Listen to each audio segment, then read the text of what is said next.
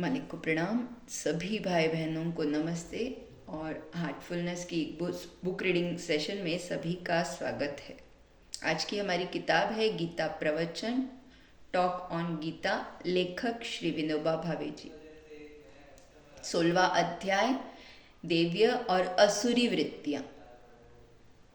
91 भाग, अहिंसा का एक महान प्रयोग, मांसाहार प्रतित्याग। लिखेंगे अपनी डायरी में, अहिंसा का एक महान प्रयोग। भाग 91 लिखेंगे, उसके आगे लिखिएगा अहिंसा का एक महान प्रयोग, मांसाहार का परित्याग।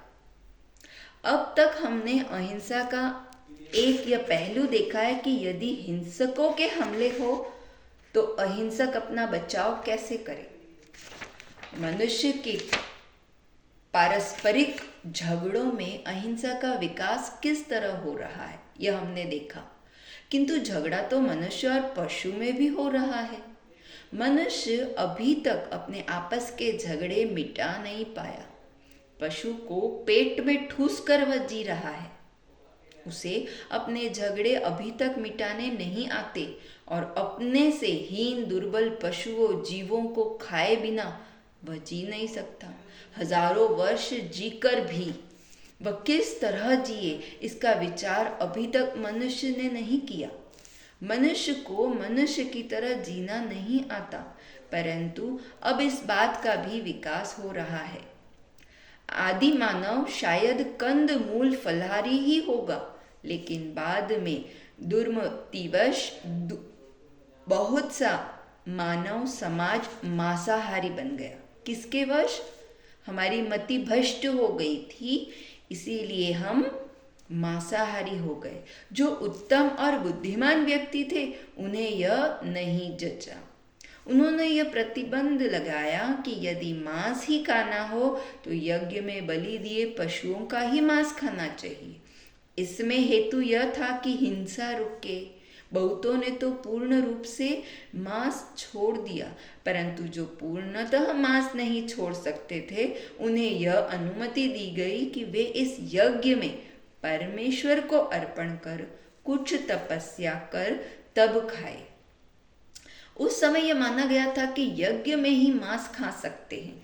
ऐसा प्रतिबंध लगा देने से हिंसा रुक जाएगी, परंतु बाद में यज्ञ का सामान्य क्रम बन गया। फिर आदत पड़ गई, बलि दे के हम लोग खाने लगे और वो एक प्रथा बन गई। तो ऐसा होने लगा कि जो चाहता यज्ञ करता और मांस खा लेता। तब भगवान बुद्ध आगे आए। उन्होंने कहा, तुम्हें मांस खाना हो तो खाओ, परंतु भगवान का नाम लेकर तो मत खाओ। भगवान को अर्पण करते हैं।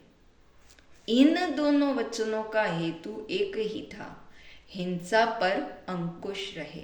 गाड़ी किसी ने किसी तरह संयम के मार्ग पर आए। यज्ञ याग करो या न करो, दोनों से हमने मांसाशन का त्याग ही सीखा।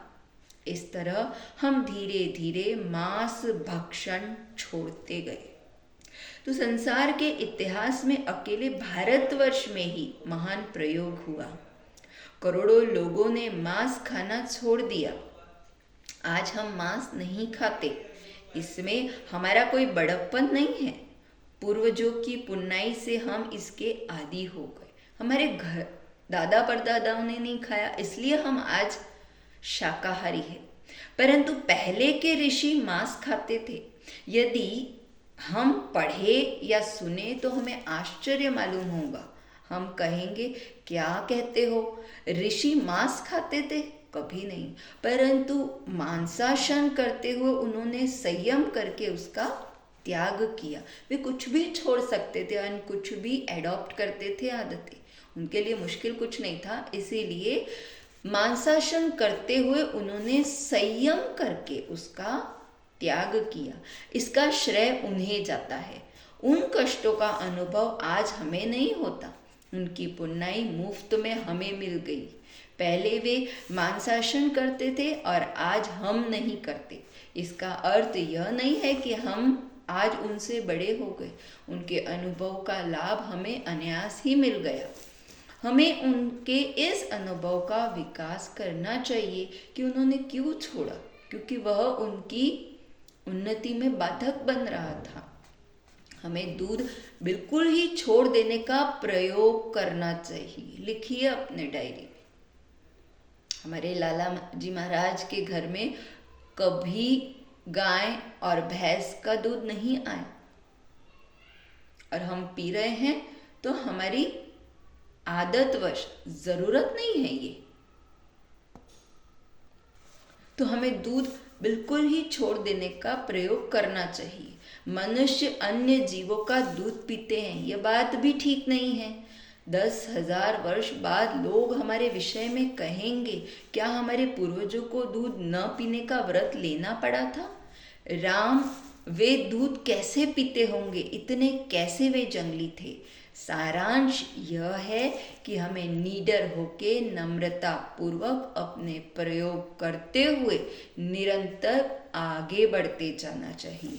हम रुके हुए क्योंकि हम वही प्रथा दोहरा रहे हैं बिना ज्ञान के। हमें पता ही नहीं है कि दूध भी नहीं पीना चाहिए। तो सत्य का क्षितिज विशाल करते जाना चाहिए। विकास के लिए अभी पर्याप्त अवकाश है, अभी समय है, छोड़ दीजिए। तो किसी भी गुण का पूर्ण विकास नहीं हुआ है।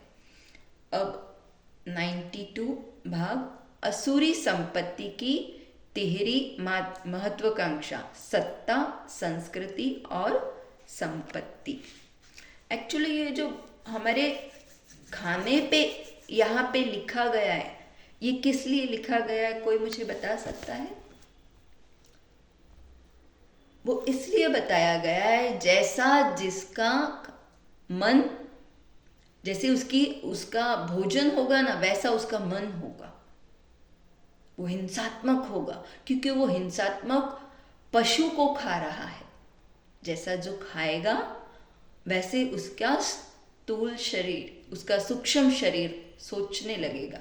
मन, चित्त, बुद्धि, अहंकार उस प्राणी को जिसको हमने मार के खाया है, हम वैसे होते जाएंगे। कितनी पीड़ा के साथ गायों को कितनी पीड़ा होती है वो दूध हमें देने में, उसकी पीड़ा का हमें अंदाजा नहीं है। तो वो पीड़ा हमें डायरेक्ट या अनडायरेक्ट वे में मिलती है। तो पीड़ा भोगनी है या दूध का त्याग करना है, यह हमारी इच्छा है। तो हम कैसा सात्विक भोजन खाते हैं, वैसे ही सात्विक मार्ग पे हमें चलने में सहायता मिलती है। तो एक गुण तो यह हुआ। अब आगे पढ़ते हैं। असुरी संपत्ति की तीसरी महत्वाकांक्षा, सत्ता, संस्कृति और संपत्ति। हमें देवीय संपत्ति का विकास करना है और असुरी संपत्ति से दूर रहना है। असुरी संपत्ति का वर्णन भगवान श्री कृष्ण ने इसलिए किया है कि उससे दूर रह सके। राक्षस के गुणों से हमको रूबरू इसलिए कराया है कि इन सब चीजों से दूर रहना है। तो इसमें कुल 3 बातें मुख्य है। असुरों के चरित्र का सार सत्ता, संस्कृति और संपत्ति में है। तो भगवान श्री कृष्ण कहते हैं कि एक हमारी ही संस्कृति उत्कृष्ट है, बेस्ट है, और उनकी महत्वाकांक्षा होती है कि वे सारे संसार पर ला दी जाए। आपकी ही संस्कृति क्यों ला दी जाए? तो कहते हैं वही सबसे अच्छी है। अच्छी क्यों है? क्योंकि वह हमारी है। चाहे असुरी व्यक्ति हो, चाहे ऐसे व्यक्ति से बने साम्राज्य, वे इन 3 चीज़ों का आग्रह रखते हैं। ब्राह्मण भी तो ऐसे ही समझते हैं कि हमारी संस्कृति सर्वश्रेष्ठ है। सारा ज्ञान हमारे वेदों में भरा हुआ है। वैदिक संस्कृति की विजय सारे संसार में होनी चाहिए। वे कहते हैं अग्रत शत्रुत्रो वेदान पुष्टत संशरः धनु, यानी इस तरह सज्जन होकर सारी पृथ्वी पर अपनी संस्कृति का झंडा फैलाओ, परंतु पीछे पीछे पर जहाँ संशर धनु होगा वहाँ आगे वाले बेचारे वेदों के समाप्ति ही समझिए। मुसलमान भी तो ऐसा ही समझते हैं कि कुरान शरीफ में जितना कुछ लिखा है वही सच है। ईसाई भी ऐसा ही मानते हैं। अन्य धर्म का मनुष्य कितना ही उच्च कोटि का क्यों न हो, उसका यदि ईसा मसीह पर विश्वास नहीं होगा तो उसे स्वर्ग मिलने वाला नहीं है। तो भगवान के घर को उन्होंने केवल एक ही दरवाज़ा रखा है, वह है ईसा मसीह वाला। लोग तो अपने घरों में अनेक दरवाजे और खिड़कियां लगाते हैं, परंतु भगवान के घर को केवल एक ही दरवाज़ा रखते हैं। और हम भगवान को मानते हैं लेकिन उस पर विश्वास नहीं करते हैं। तू कहता होगा लेकिन मैं वही करूँगा जो मुझे करना है, ऐसी हमारी सोच है। भगवान के नियम सख्त है, हम उनको मानते नहीं। तो अगर भगवान को मान रहे हैं, भगवान को मानना और भगवान की मानना, गुरु को मानना और गुरु की मानना, ये दोनों अलग अलग विषय हैं। तो ओढ़्या भिजिने वानस्मि को धनस अस्ति सुदृश्य मया, यानी मैं ही कुलीन हूँ, मैं ही श्रीमंत हूँ, मेरे जोड़ का दूसरा कौन है। सब यही मानते हैं। मैं कौन? भरद्वाज कुल का। मेरी यह परंपरा अबाधित रूप से चल रही है। यही हाल पश्चिम के लोगों का। वे कहते हैं कि हमारी नसों में नार्मन सरदारों का रक्त बहता है। हमारे यहाँ गुरु परंपरा है। मूल आदि गुरु है शंकर, फिर ब्रह्मदेव या फिर कोई, फिर नारद, व्यास, फिर कोई और ऋषि, फिर बीच में 10-5 नाम और आते हैं, बाद में अपने गुरु का नाम और फिर मैं। ऐसी परंपरा बताई जाती है। इस वंशावली से यह सिद्ध किया जाता है कि हम श्रेष्ठ है, हमारी संस्कृति श्रेष्ठ है। भाई यदि आपकी संस्कृति सचमुच ही श्रेष्ठ है तो उसे अपने आचरण में दिखा दो ना, नजर तो नहीं आती। हमारे विचार, वाणी और व्यवहार में दिखनी चाहिए। तो अपने जीवन में उसका प्रभाव फैलने दो, परंतु ऐसा नहीं होता। जो संस्कृति स्वयं हमारे जीवन में नहीं है, हमारे घर में भी नहीं है, उसे संसार भर में फैलाने की आकांक्षा रखना, इस विचार पद्धति को असुरी कहते हैं। कि भगवान तू है सो है, लेकिन मैं कैसे रहता हूँ that's my life, not your business. परमात्मा को पाना है तो परमात्मा का रूल्स एंड रेगुलेशंस फॉलो करने होते हैं। तो फिर जैसी मेरी संस्कृति सुंदर है वैसी ही यह विचार है कि संसार की सारी संपत्ति रखने के योग्य भी मैं ही हूँ।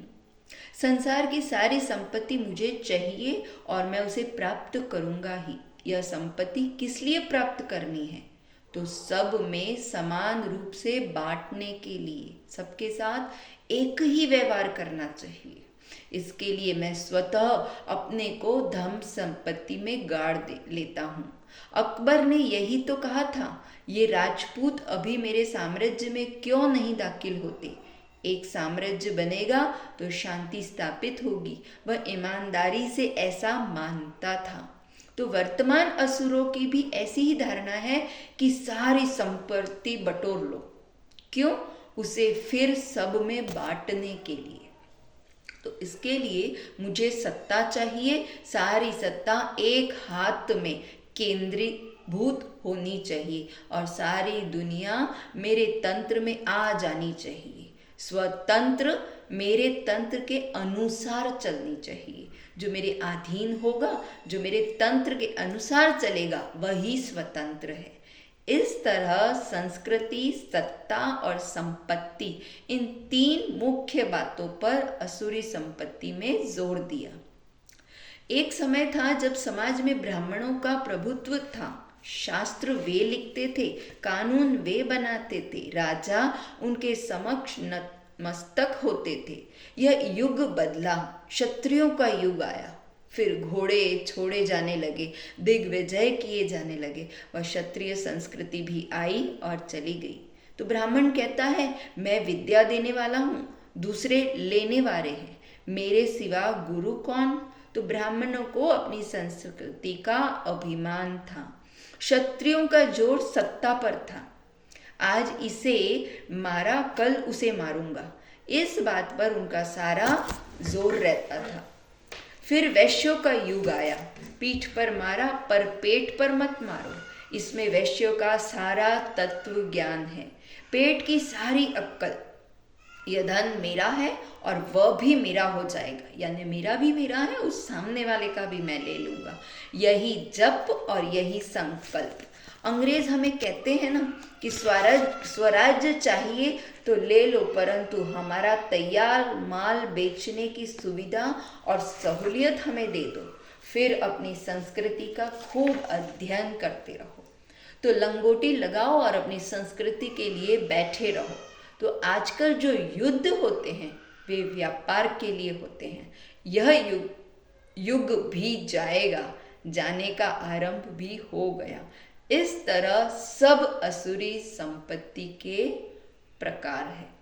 तो ये थे हमारे असुरी संपत्तियां, यानी क्या क्या अवगुण कैसे आ रहे हैं हम में, और इसके पीछे की वजह भी यही है, सत्ता, संस्कृति और संपत्ति, कि मुझे ये सारा मिल जाए, मेरे पास पावर आ जाए तो मैं सबको बांटूंगा। और वो बांटना तो भूल ही गए, हम केवल लेते रहे लेते रहे लेते रहे।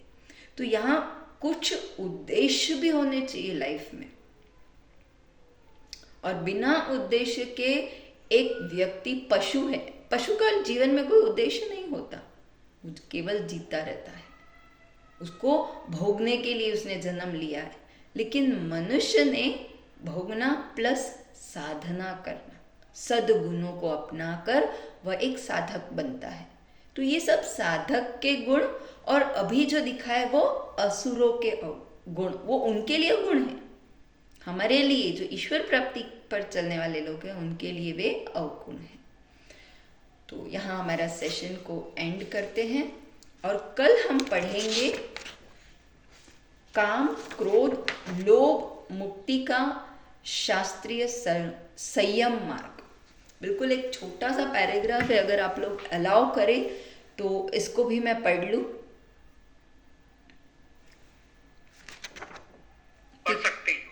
बिल्कुल, थैंक यू। तो भाग नंबर 93 भाग काम, क्रोध, लोभ, मुक्ति का शास्त्रीय संयम मार्ग।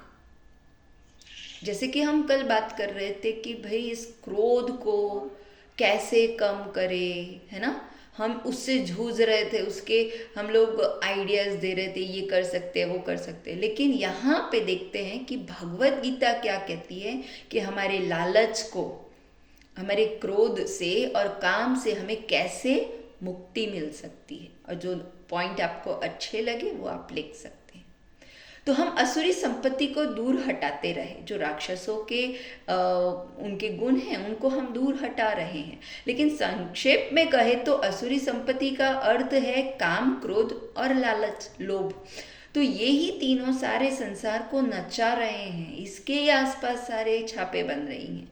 तो अब इस नृत्य को समाप्त करो, हमें यह छोड़ देना ही चाहिए। क्रोध और लोभ काम से पैदा होते हैं, काम के अनुकूल परिस्थितियां उत्पन्न होने से लाभ पैदा होता है और प्रतिकूलता आने से क्रोध उत्पन्न होता है। तो भगवान श्री कृष्ण ने गीता में पद पद पर यह कहा है कि इन तीनों से बचते रहो। लिखेंगे काम, क्रोध और लालच, इन तीनों से बचते रहो। 16वें अध्याय के अंत में यही कहा है, काम, क्रोध और लोभ ये ही नरक के 3 बड़े द्वार है। इनमें बहुत कुछ आवागमन होता है, अनेक लोग आते जाते हैं, नरक का रास्ता खूब चौड़ा हो रहा है, उसमें मोटरें चलती हैं, बहुत तेरे साथी भी रास्ते में मिल जाते हैं, परंतु सत्य की राह बहुत छोटी है। तो अब इन काम, क्रोध, लोभ से बचे कैसे? संयम मार्ग का अंगीकार करके, पेशेंस रख के। तो शास्त्रीय संयम का पल्ला पकड़ लेना चाहिए। संतों का अनुभव ही शास्त्र है। प्रयोग द्वारा जो अनुभव संतों को हुए उन्हीं से शास्त्र बनता गया। उन्होंने अपने अनुभव लिखे और शास्त्र गढ़े गए। इस संयम सिद्धांत का हाथ पकड़ो, उनको फॉलो करो कि हमारे गुरुओं ने ये संयम मार्ग से हमें कहाँ तक लेके जा रहे हैं, उनके पीछे पीछे चलते रहो। तो उनका हाथ पकड़ो, व्यर्थ की शंका कुंठ शंका मत रखो। कृपया करके ऐसा तर्क, ऐसी शंका मत लाइए कि यदि काम क्रोध उठ गए तो फिर संसार का क्या हाल होगा। कुछ नहीं होने वाला है, वह तो चलना ही चाहिए। क्या थोड़े से भी काम क्रोध नहीं रहने चाहिए? तो भाइयों, काम क्रोध पहले से ही भरपूर है हमारे अंदर। आपको जितने चाहिए उससे भी कई अधिक है। फिर क्यों व्यर्थ में बुद्धि भेद पैदा करते हो? काम क्रोध और लोभ आपकी इच्छा से रत्ती भर अधिक ही है। यह चिंता न करे कि काम मर जाएगा तो संतति कैसे पैदा होगी। संतान तो होगी, आप चाहे कितनी ही संतान पैदा करें, एक दिन ऐसा आने वाला है जब पृथ्वी पर से मनुष्य का नाम सर्वथा मिट जाएगा। ऐसा वैज्ञानिकों का कहना है। पृथ्वी धीरे धीरे ठंडी होती जा रही है।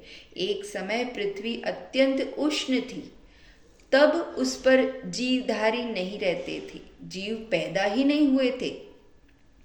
तो इन सब बातों पर ध्यान रखकर सृष्टि से ढंग से रहिए, संयम से चलिए, मनमानी न कीजिए। लोक संग्रह का अर्थ यह नहीं कि लोग जैसा कहे वैसा किया जाए। मनुष्य का संग बढ़ाते जाना, संपत्ति का ढेर इकट्ठे करते जाना, इसे सुधार नहीं कहते हैं। विकास संख्या पर अवलंबित नहीं है। समाज यदि बेशुमार बढ़ने लगे तो लोग एक दूसरे का खून करने लग जाएंगे। पहले पशु पक्षियों को खाकर मनुष्य मत बनेगा, फिर अपने बाल बच्चों को खाने लगेगा। काम क्रोध में सार है, यह बात यदि मान ले तो फिर अंत में मनुष्य को फाड़ खाएगा, इसमें अणुमात्र संदेह नहीं है। लोक संग्रह का अर्थ है सुंदर और विशुद्ध नीति मार्ग लोगों को दिखाना। काम क्रोध से मुक्त हो जाने के कारण यदि पृथ्वी से मनुष्य का लोप हो जाएगा तो यह मंगल पर उत्पन्न हो जाएगा। आप चिंता ना करें, अव्यक्त परमात्मा सब जगह व्याप्त है, वह हमारी चिंता कर लेगा। अतः पहले हम तो मुक्त हो जाए इन तीन चीजों से, तो आगे बहुत दूर देखने की जरूरत नहीं है। सारी सृष्टि और मानव जाति की चिंता मत करो, तुम अपने नैतिक शक्ति को बढ़ाओ। काम क्रोध का पल्ला झाड़कर फेंक दो। वे कहते हैं आपुला तू गड़ घेई उगवनी, यानी पहले अपना गला तो छुड़ा लो, तुम्हारी गर्दन जो फंसी है पहले उसे बचाओ, इतना कर लो तो भी काफी है। तो संसार समुद्र से दूर किनारे खड़े रहकर समुद्र की मौज देखने में आनंद है। जो समुद्र में डूब रहा है उसकी आंख नाक में पानी भर रहा है, उसे समुद्र का क्या आनंद होगा। तो संत समुद्र तट पर खड़े होकर आनंद लूटते हैं। संसार से अलिप्त रहने की इस संत वृत्ति का जीवन में संचार हुए बिना आनंद नहीं है। संसार से अलिप्त रहने की इस संत वृत्ति, यानी संत बनने के लिए इस वृत्ति से हमें दूर होना पड़ेगा। संसार में अलिप्त रहने की इस संत वृत्ति का जीवन में संचार हुए बिना आनंद नहीं आएगा जीवन का। अतः कमल पत्र की तरह अलिप्त रहो। कमल पर कोई कीचड़ नहीं रहता, लेकिन वो कीचड़ में रहते हुए भी तो बुद्ध ने कहा है कि संत ऊंचे पर्वत के शिखर पर खड़े रहकर नीचे संसार की ओर देखते हैं, तब उन्हें संसार शुद्र मालूम होता है। आप भी ऊपर चढ़कर देखिए तो फिर यह विशाल विस्तार शुद्र दिखाई देगा, फिर संसार में मन ही नहीं लगेगा। तो सारांश यह है कि भगवान ने इस अध्याय में आग्रह पूर्वक कहा है कि असुरी संपत्ति को हटाकर देवीय संपत्ति प्राप्त करो। तो आइए हम ऐसा ही यत्न करते हैं भगवान श्री कृष्ण के कहने पर। मान लीजिए कि अगर हम फ्लाइट में बैठे हैं तो क्या हमें दिखेगा किसके छत पे क्या कौन से कलर के कपड़े सूख रहे हैं? फ्लाइट में है, बहुत ऊपर की ओर, कितने हजार फुट ऊपर हम प्लेन में सफर कर रहे हैं, क्या हमें दिखेगा नीचे कौन व्यक्ति जा रहा है? नहीं दिखेगा। तो आप भी ऊपर चढ़कर देखिए तो फिर यह विशाल विस्तार शुद्र दिखाई देगा, फिर संसार में मन नहीं लगेगा, कुछ दिखेगा नहीं, हम उन्हीं के लेवल पे नीचे है। एक जो असुर होता है हम भी उसी के लेवल पे, इसलिए काम क्रोध लोभ हमें भी अफेक्ट कर रहा है। हम ऊपर उठ जाओ तो ये सारी चीज़ें हमें अफेक्ट नहीं करेंगी। तो ये हमारा 16वां अध्याय पूरा हुआ। उम्मीद है इसका सारांश हमें समझ आ गया होगा, और किसी के कोई प्रश्न या है वो हमें पूछ सकते हैं या लिख सकते हैं। Thank you so much.